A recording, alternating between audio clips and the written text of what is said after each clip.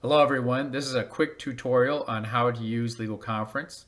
Legalconference is one of the more traditional platforms for video conferencing for the legal industry. It is very easy to use. It has a nice feature where you can dispose of the video room when you're completed with it. So let's go ahead and get started. The very first thing we're going to take a look at is where to go. Go to legalconference.com. At the very bottom of legalconference.com, if you scroll all the way down to the bottom, you'll find an area where you can go in to do practice runs of a video meeting. It's called free.legalconference.com. Once you get to that point, you click on the link, you'll come to a page that looks like this that we're looking at here, and it'll say completely free video conferencing. This is for testing and to get yourself familiar with how to use a disposable video conference. First thing you're going to do is name the room.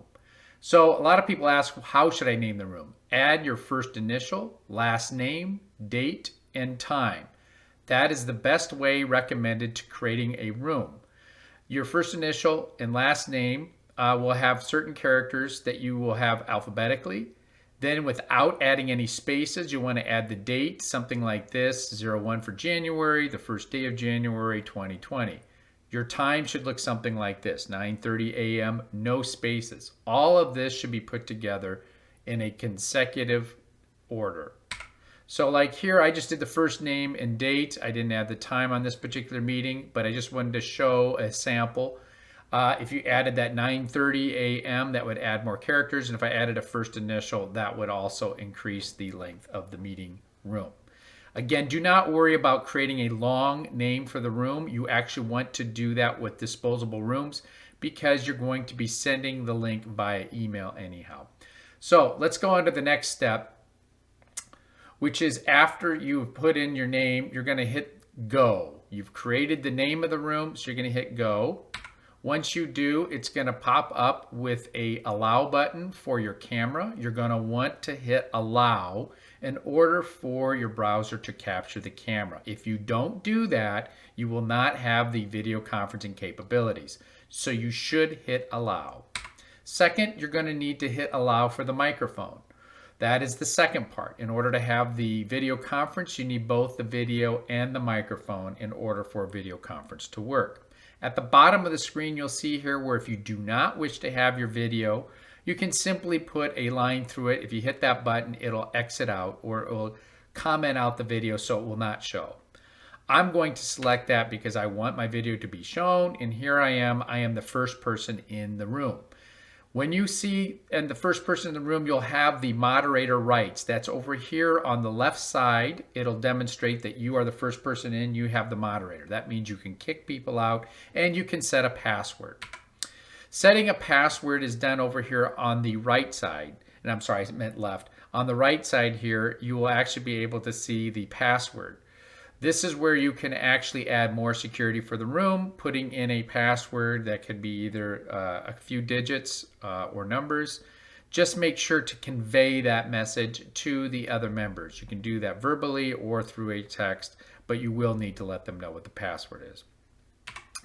To copy the room, you can either do two things. You can either copy the link here, or you can hit the copy button, and that will copy the room so you can actually add that to your email that you send out to participants. Once the participants receive the email, they'll be able to enter the room, and this is what it'll look like when they enter the room. A participant will enter, they'll usually come in on the first screen, you'll be moved to the upper right hand side. When that happens, when guests enter, you'll want to take primary. If you are the host of a meeting and going through a conference, there's a little star that would show up that you could click on, and that'll allow you to be the primary host of the meeting. Once you do that, then you will be the center of the meeting and all your guests will appear on the right side. There are 4 spaces for guests with a total number of 5 people viewable in the meeting. You can have up to 25 to 30 people in a video conference, but only 5 will be viewable at one time.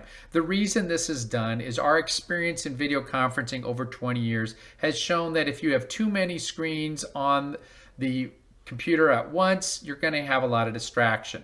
It's not just audio distraction, but you have people fidgeting with their mics off, and when that happens, it creates a lot of interruptions in the meeting.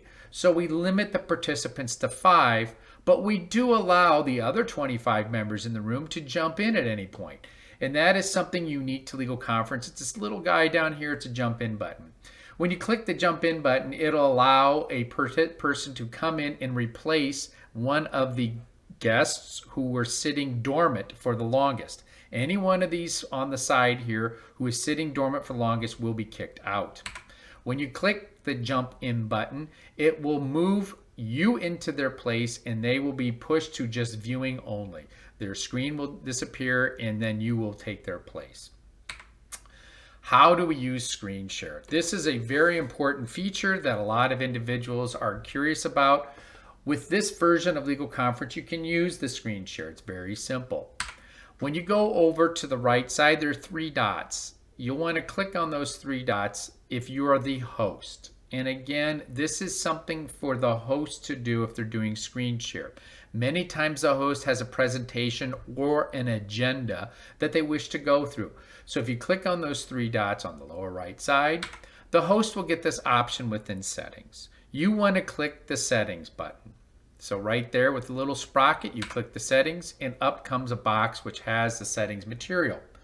Once the setting material box appears, there will be devices, profile, and more. You want to click on more.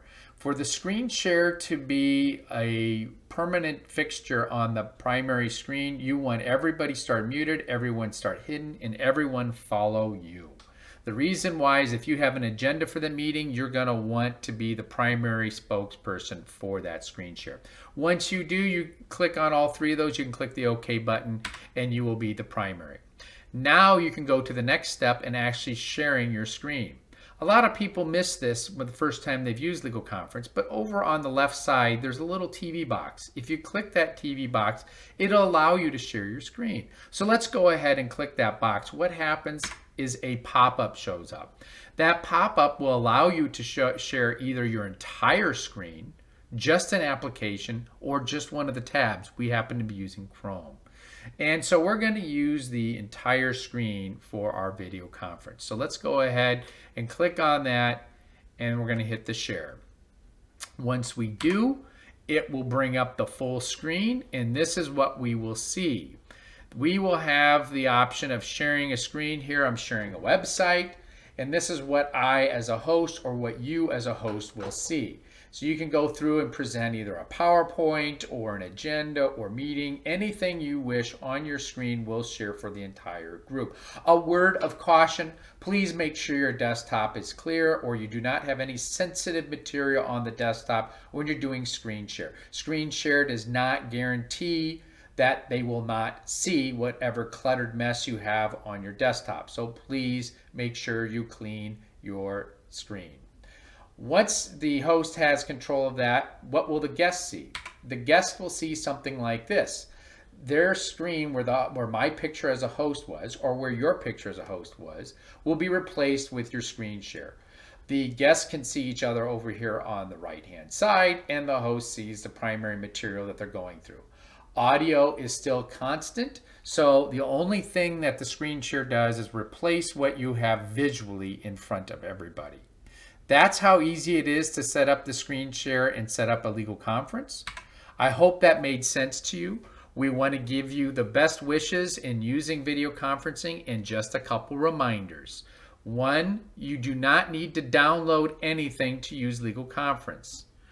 2, when you use Legal Conference, you probably want to recommend to use either the Chrome browser or the Firefox browser. You can also use Opera, and you can use the brand new Edge browser, which is using Chromium. All 4 of those browsers work fluidly with the Legal Conference service. And again, no downloads are needed. Just make sure you use one of those 4 browsers. Again, we wish you the best and have fun using Legal Conference. Thank you very much.